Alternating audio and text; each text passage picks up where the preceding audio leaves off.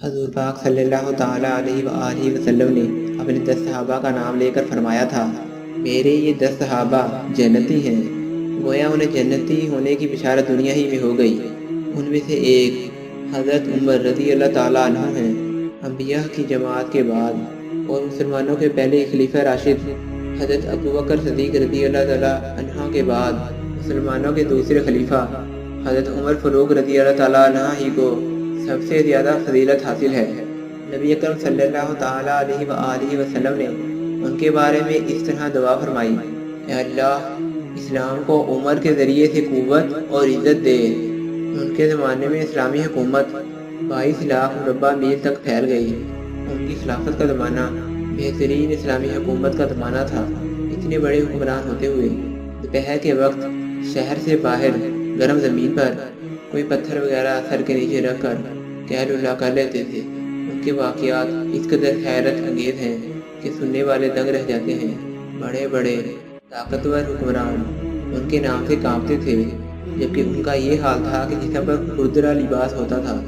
آپ یقیناً ان کی زندگی کے انوکھے واقعات پڑھنا پسند کریں گے، لیکن آج آپ پڑھنے کے بجائے سن کر دیکھیں، آپ کو ایک عجیب سا فرحت بخش احساس ہوگا۔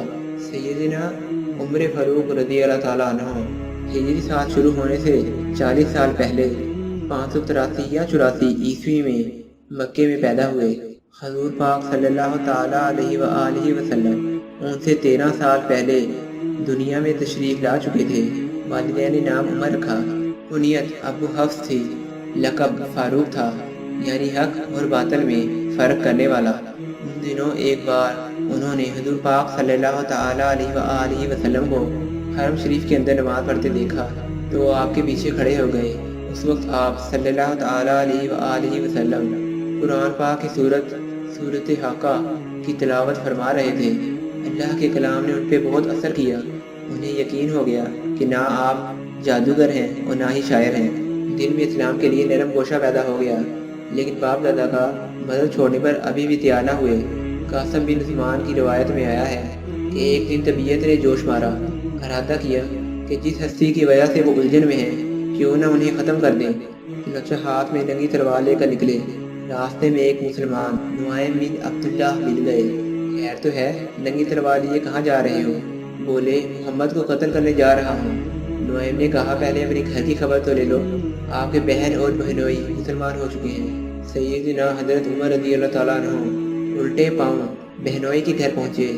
اس وقت ان کے بہنوئی سعید بن زید اور فاطمہ بنت خطاب رضی اللہ تعالیٰ عنہ کے گھر میں حضور پاک صلی اللہ تعالیٰ علیہ وآلہ وسلم کے ایک صحابی خباب بن عرب بھی موجود تھے۔ خباب بن عرب انہیں قرآن سکھا رہے تھے۔ حضرت عمر فاروق رضی اللہ تعالیٰ عنہ نے دستک دی تو خباب گھر کے کسی حصے میں چھپ گئے۔ فاطمہ نے قرآن کے اعراب چھپا دیے، لیکن عمر تلاوت کی آواز سن چکے تھے۔ اندر پہنچ کر پوچھا کہ کیا پڑھ رہے تھے؟ مجھے معلوم ہوا ہے کہ تم مسلمان ہو گئے ہو، اپنے باپ دادا کے مذہب سے پھر گئے ہو۔ یہ کہہ کر انہوں نے دونوں کو مارنا پیٹنا شروع کر دیا۔ بہن کے سر پر ایک لکڑی ماری، ان کے سر سے خون بہہ نکلا۔ اس وقت دونوں میاں بیوی کے منہ سے نکلا، ہاں اے عمر، ہم مسلمان ہو چکے ہیں، اللہ کے رسول پر ایمان لے آئے ہیں، تم سے جو ہو سکے کر لو، اسلام تو اب ہمارے دلوں سے نہیں نکل سکتا۔ عمر نے بہن کا خون دیکھا اور یہ الفاظ سنے تو غصہ ٹھنڈا ہو گیا۔ اچھا، جو تم پڑھ رہے تھے مجھے دکھاؤ۔ بہن نے قرآن انہیں دے دیا۔ اس پر سورۃ طٰہٰ لکھی ہوئی تھی۔ انہوں نے اسے پڑھا تو بے اختیار بول اٹھے، واہ کتنا عمدہ اور اعلیٰ درجے کا کلام ہے۔ خطاب بن عربی باہر نکل آئے اور بولے، اے عمر، مجھے امید ہے اللہ نے اپنے نبی صلی اللہ تعالیٰ علیہ وآلہ وسلم کی دعا پوری کرنے کے لیے آپ کو چن لیا ہے۔ میں نے کل ہی نبی اکرم صلی اللہ تعالیٰ علیہ وآلہ وسلم کو یہ دعا کرتے سنا ہے، الہی ابو جہل یا عمر فاروق کے ذریعے سے اسلام کو قوت بخش۔ بس اے عمر، اللہ کی طرف آؤ، اللہ کی طرف آؤ۔ یہ سن کر حضرت عمر رضی اللہ تعالیٰ عنہ نے فرمایا، مجھے محمد کے پاس لے چلو۔ حضور پاک صلی اللہ تعالیٰ علیہ وآلہ وسلم اس وقت دار ارقم میں تھے۔ عمر فاروق خطاب بن عرب کے ساتھ کمر پر تلوار لٹکائے وہاں پہنچے۔ دروازے پر دستک دی۔ ایک صحابی نے چھنی میں سے جھانک کر آپ صلی اللہ تعالیٰ علیہ وآلہ وسلم کو بتایا، باہر عمر کمر سے تلوار لٹکائے کھڑے ہیں، نہ جانے کس ارادے سے آئے ہیں۔ آپ کے چچا सैयदना हमजा रज़ी अल्लाह ताला अन्हा भी वहाँ मौजूद थे। वो बहुत बहादुर थे। फौरन बोले, उन्हें अंदर आने दो। नेक इरादे से आए तो ठीक, नहीं तो उनकी तलवार से ही उनका सर उड़ा दूंगा। हज़ूर पाक सल्लल्लाहु ताला अलैहि वसल्लम ने भी फरमाया, उन्हें आने दो। चुनाचे दरवाज़ा खोल दिया गया। उमर अंदर दाखिल हुए। हज़ूर पाक सल्लल्लाहु ताला अलैहि वसल्लम उठकर उनकी तरफ बढ़े। उनकी चादर को मुट्ठी में दबाकर जोर से खींचते हुए फरमाया, खिताब के बेटे, तुम किस इरादे से आए हो? हज़रत उमर रज़ी अल्लाह ताला अन्हु ने अर्ज़ किया, अल्लाह के रसूल, मैं अल्लाह और उसके रसूल पर ईमान लाने के लिए हाजिर हुआ हूँ। इस बात पर अल्लाह ताला के रसूल ने ऊंची आवाज़ में अल्लाह अकबर फरमाया। बाकी मुसलमानों ने भी अल्लाह अकबर का नारा लगाया। अब हज़रत उमर रज़ी अल्लाह ताला अन्हु ने कलमा पढ़ा। फिर बोले, ए अल्लाह के रसूल, क्या हम हक़ पर नहीं हैं? आप सल्लल्लाहु ताला अलैहि वसल्लम ने फरमाया, उस रब की कसम जिसके कब्ज़ा कुदरत में मेरी जान है, तुम लोग हक़ पर हो। ये सुनकर सैयदना उमर फारूक रज़ी अल्लाह ताला अन्हु ने अर्ज़ किया, अगर हम हक़ पर हैं और काफिर गलत रास्ते पर, तो अपना दीन क्यों छुपाएं?